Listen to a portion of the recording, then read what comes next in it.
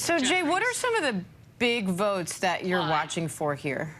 Well, Diane, we're watching to see if anybody changes from a vote for someone other than Kevin McCarthy to Kevin McCarthy. Right now, let me check my tally, but I don't think that's, no, that's not happened yet.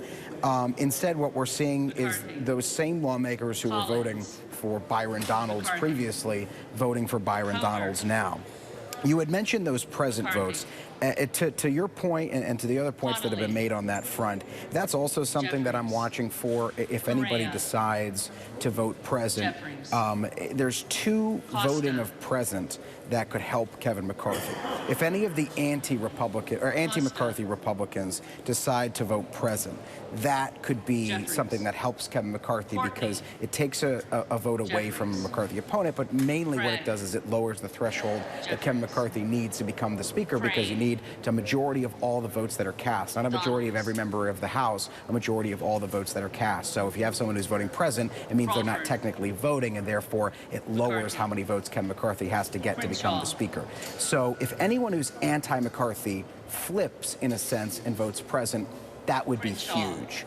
The other thing is if any Democrats miss this vote, which it doesn't look like has happened, but also vote present, that could help Kevin McCarthy. We have heard from Democratic leadership who say that that is not in the cards. They will not have their members. They will make sure that their members are there, and they will make sure that their members vote for Hakeem Jeffries, which would deprive Kevin McCarthy of any votes that he would need and any present votes that would help lower his threshold from Democrats. But again, it's something to watch out for. It helps you kind of digest what this process is because it's slow rolling, right? It's alphabetical. It's each member's last name being called in. They shout the last name of who they want for speaker. But there are these moments of high drama. Take my word for it. Yesterday, when Victoria Spartz went from voting for Kevin McCarthy to voting present, that was a huge piece of news because it demonstrated that Kevin McCarthy was losing votes. The first vote he lost was Byron Donalds, right? Byron Donalds went from voting for Kevin McCarthy on the first two ballots to on the third ballot voting for Jim Jordan and now voting, at least yesterday, voting for himself. We'll see what he does today. And then Victoria Spartz went from being in McCarthy's column to voting present. Now, subsequent to that, she said she's open to voting for Kevin McCarthy again. But the question still remains, what are those little moments of high drama that we see play out as these votes trickle in? I can tell you, based on reporting from our colleague, Catherine Falders, who spoke with Kevin McCarthy just before this vote, that he doesn't view these results as changing, which would be a signal that over the course of the evening, he had all night last night, Diane, remember, to negotiate some kind of a deal, and this morning. And if he doesn't have any lawmakers switching back into his column after this vote, it would show that that deal, if it exists and if it's being formulated, is either A, not there yet, or B, at least not ready yet to sway any votes, Diane.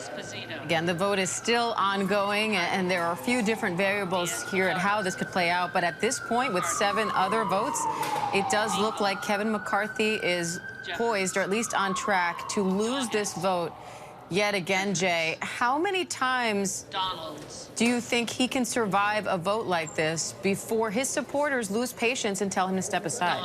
Well, that's a really good question, and it's what confronts the McCarthy allies right now. To walk you through the math of all of this, so you need 218 votes to be the Speaker of the House, right? That's the majority of all the members who are casting votes.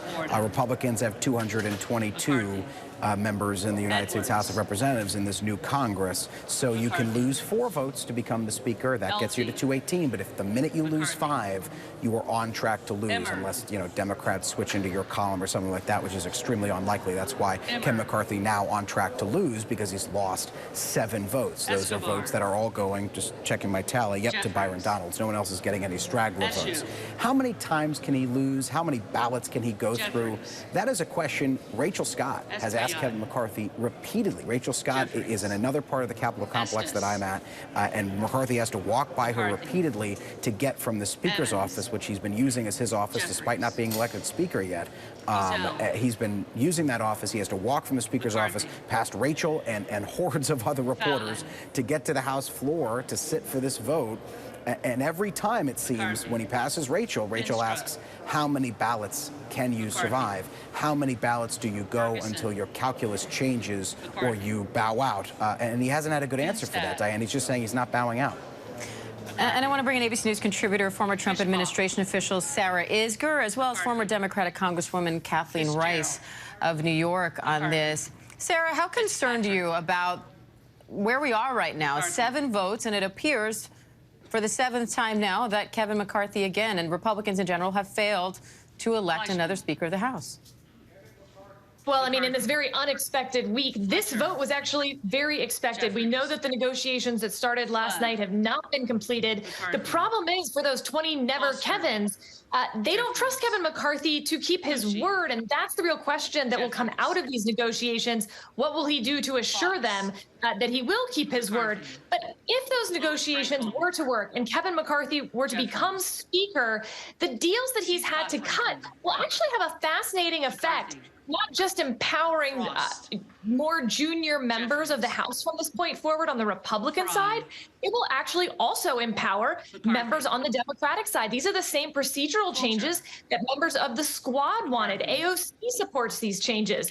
And so we can see a real change from the last 30 years where power has been concentrated away from members, away from committee chairs, even into the Speaker's office. We could see that really change for the first time. Hi, everyone. George Stephanopoulos here. Thanks for checking out the ABC News YouTube channel. If you'd like to get more videos, show highlights, and watch live event coverage, click on the right over here to subscribe to our channel. And don't forget to download the ABC News app for breaking news alerts. Thanks for watching.